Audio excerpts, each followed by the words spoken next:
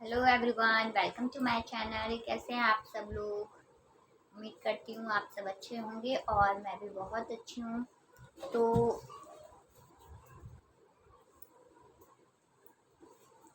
तो आज मैं कोई ब्लॉग लेकर नहीं आई हूँ। मैं आज आपको अपने अपने बारे में कुछ बताने आई हूँ। मैं कौन हूँ, मैं मैं कौन हूँ, मेरी फैमिली में कौन कौन है, मैं कहाँ रहती हूँ और मेरे मायके में कौन कौन है, मेरी शादी कब हुई, मैं शादी से पहले क्या करती थी, कहाँ रहती थी, शादी के बाद मेरे साथ क्या क्या हुआ। वैसे बताना तो नहीं चाहिए, पर मन करता है कि कोई हो जिसको मैं अपने मन की बातें बताऊं, अपने दिल की बातें बताऊं, जो मुझे समझे। पता है सोशल मीडिया पे ऐसी बातें करने से कुछ लोग होते हैं जो वो समझते नहीं है और उल्टा सीधा बोल के जाते हैं, जैसा कि अभी अभी हुआ है। निशा जी जो थी,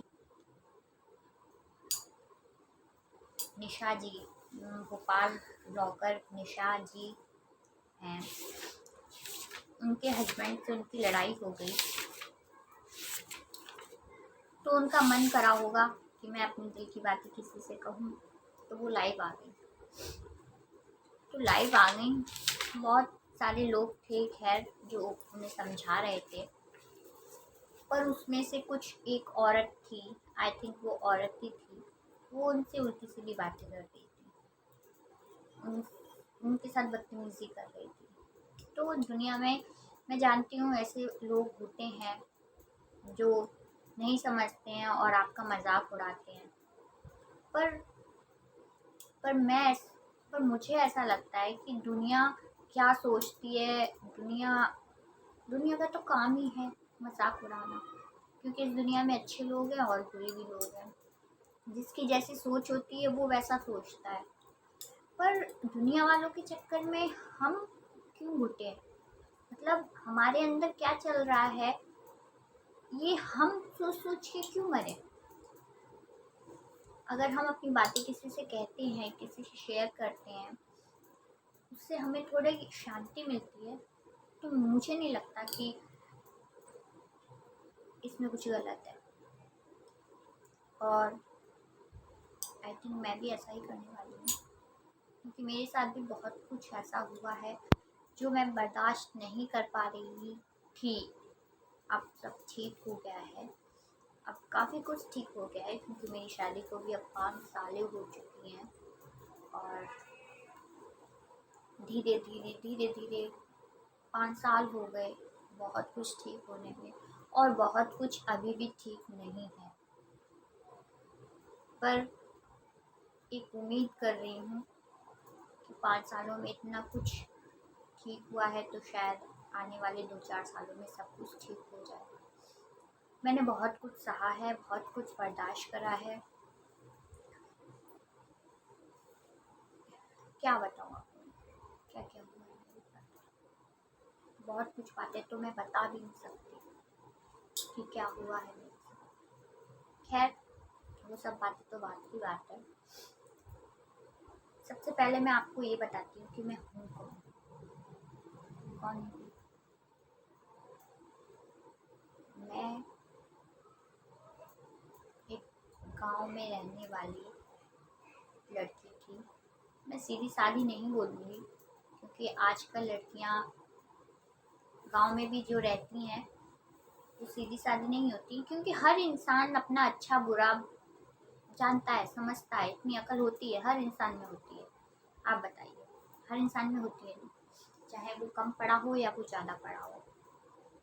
तो मैं भी ये बोलूँगी कि मैं सीधी सादी तो नहीं थी, मुझे अपना अच्छा बुरा, भला बुरा सब समझ में आता था, दिखाई देता था, समझ में आता था।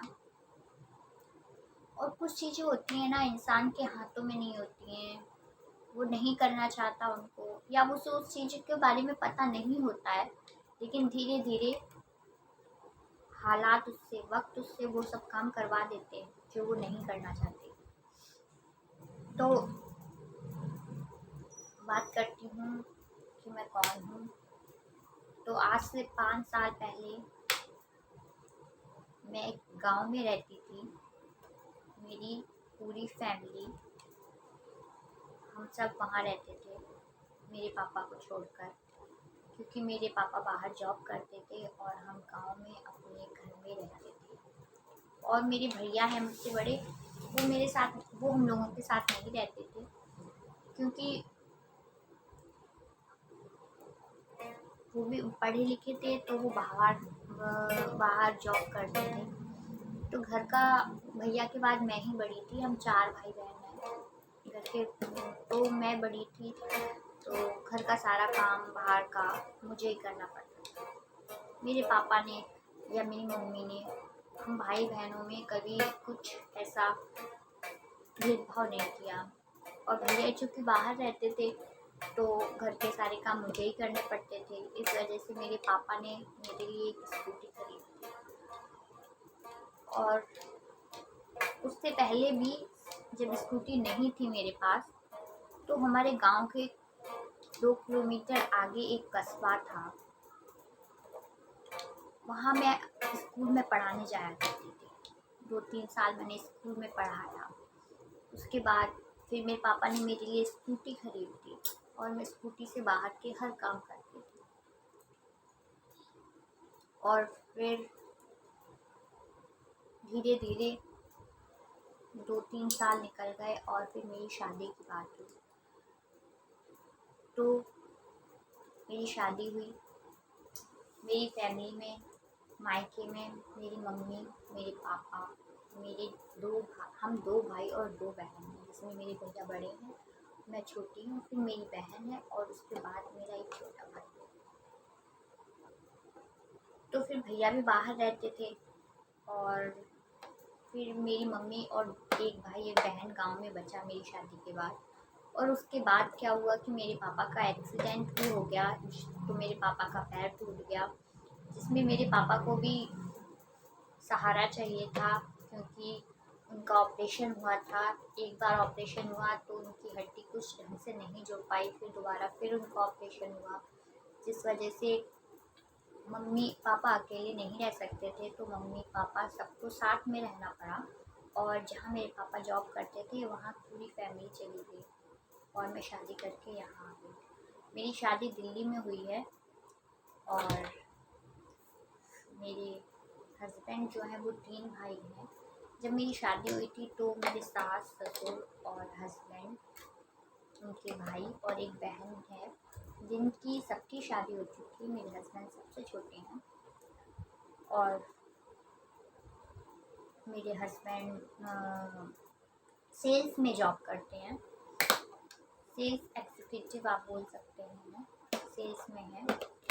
और मेरी एक बेटी है। मेरी शादी को 5 साल हो चुके हैं और मेरी एक 4 साल की बेटी है, जो आप लोग देखते होंगे। जो नहीं जानते, जो ये वीडियो पहली बार देख रहे हैं, मैं उनके लिए बता रही हूँ। मेरी एक 4 साल की बेटी है। और फिर शादी के बाद मेरे साथ बहुत कुछ हुआ, बहुत कुछ गलत हुआ और मुझे कुछ समझ में नहीं आ रहा था मेरे साथ क्या हो रहा है और क्यों हो रहा है।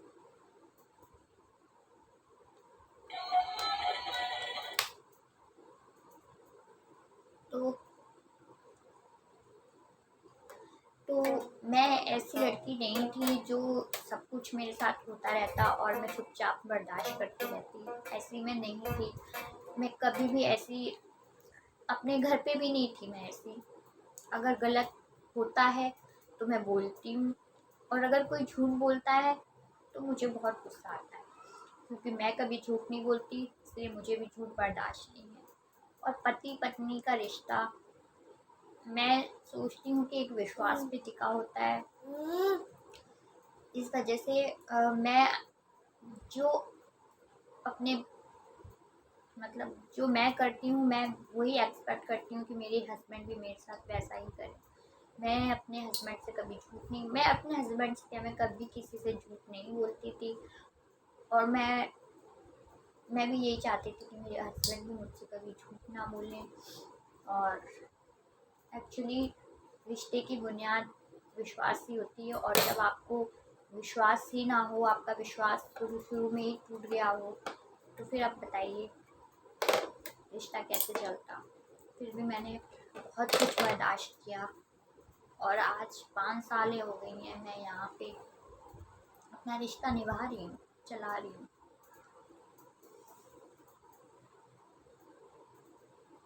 खैर, मैं ज़्यादा बातें अब नहीं करूँगी, इतना ही आज आप लोगों के साथ मैं बताऊँगी। इसके नेक्स्ट ब्लॉग में या 1-2 दिन बाद मैं आपको बताऊँगी ये कि मेरे साथ शादी के बाद क्या क्या हुआ। आज के लिए इतना ही। अब मिलूँगी एक नेक्स्ट ब्लॉग वीडियो में। अगर मेरे चैनल को पहली बार है तो प्लीज़ मेरे चैनल को सब्सक्राइब कर लीजिए, और वीडियो अगर अच्छा लगा हो तो प्लीज़ एक लाइक कर दीजिए। तब तक के लिए बाय।